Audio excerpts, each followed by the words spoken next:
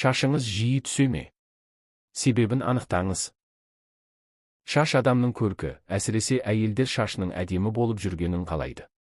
Егер шашыңыз тым селдір, жұқа болса немесе өңсізденіп кетсе, ағзадағы қандайда бір ақаулықтың белгісі екенін ұғыңыз. Одан бөлек, шаш ұзақ уақыт бойы дұрыс күтім көрмегеннен де осындай жағдайларға тап келуіңіз мүмкін. Сондықтан шашыңыз жиі түсетін болса, жағдайдың одан ары қарай ушығып кетпеу үшін әрекет жасаңыз. Табиғи құралдарды қолданыңыз. Егер сіз шаштың түсуін байқасаңыз, онда табиғи және жұмсақ шаш өнімдерін қолдануға тырысыңыз. Сусабындардың, кондиционерлердің, шашқа арналған спрейлердің және басқа да өнімдердің көпшілігінде шашты бұзатын және шаштың түсуіне ықпал ететін консерванттар көп. Сусабынның құрамында сульфаттар мен түрлі спирттер болмағанын қадағалаңыз. Егер олай болмаған жағдайда сусабынның құрамындағы мұндай ингредиенттер шашты құрғатады және зақымдайды. Құрамында силикон жоқ шашқа арналған кондиционерді таңдаңыз, себебі мұндай өнімдер шашқа салмақ түсірмейді. Құрамында табиғи ингредиенттері бар шашты сәндеуге арналған құралдарды сатып алыңыз. Шашты тараудың да өз әдісі бар. Шашты тарау кезінде шаштың толық кепкеніне көз жеткізіңіз. Егер шашыңыз дымқыл болып, тарасаңыз шаштың тартылуына әкеледі. Жұмсақ тарау үшін кең тісті тарақтарды қолданыңыз. Егер шашыңыз ұзын болса, алдымен шаштың ұштарынан бастап жоғары қарай тараңыз. Шаштың өздігінен кепкенін күтіңіз, яғни ешқандай шаш кептіргіш құралдың көмегінсіз бір қалыпты ауада кептіріңіз. Себебі жасанды жылу шашты құрғатып, сынғыштығын арттыруы мүмкін. Егер шаштың өздігінен кепкенін күтіп, ылғи да шашты кептірудің осы әдісін ұстанатын болсаңыз, бұл шашыңыздың түсуін азайтып қана қоймай, жаңа шаштың өсуіне де ықпал етеді. Душтан кейін шашыңызды жұмсақ сүлгімен құрғатыңыз. Шашты сығудың, ысқылаудың немесе тартудың қажеті жоқ. Сәндеудің суық әдістерін қолданыңыз. Ыстық сәндеу әдістеріне бұйралағыш үтік, тегіс үтік және тағы басқа жатады. Шаштың табиғи құрылымы мен жылудың көмегінсіз жұмыс істеуге тырысыңыз. Сәндеу үшін ең төменгі температураны пайдаланыңыз. Шашты сәндеудің суық әдістері бар. Қайсы сізге сәйкес келетінін білу үшін осы әдістермен тәжірибе жасаңыз.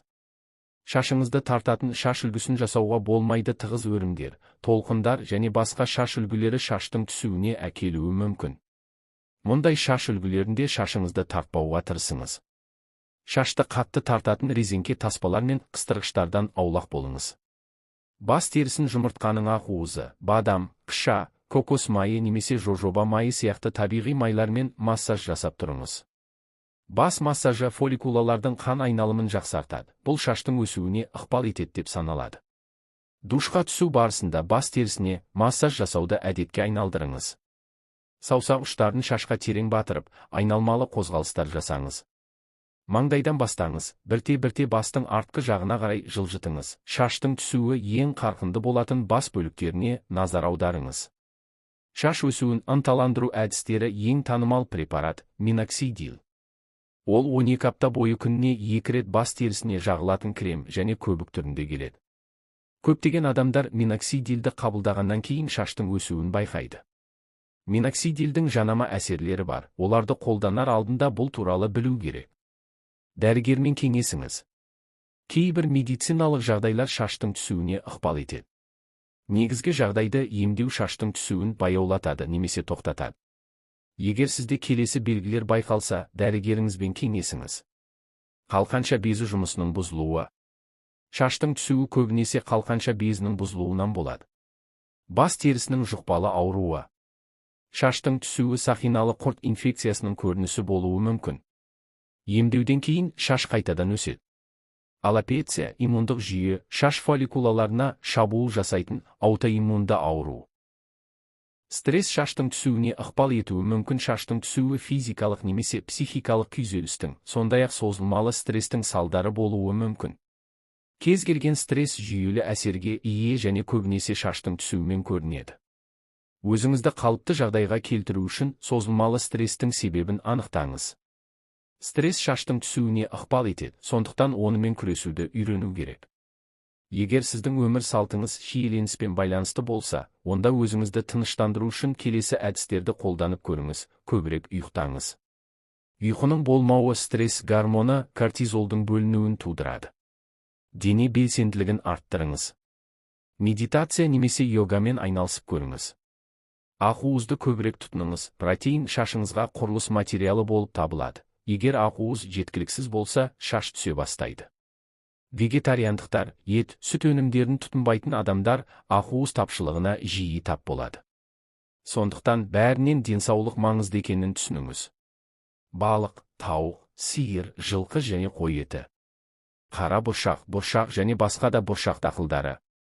Сүт өнімдерінде жиі тұтынуға тырысыңыз.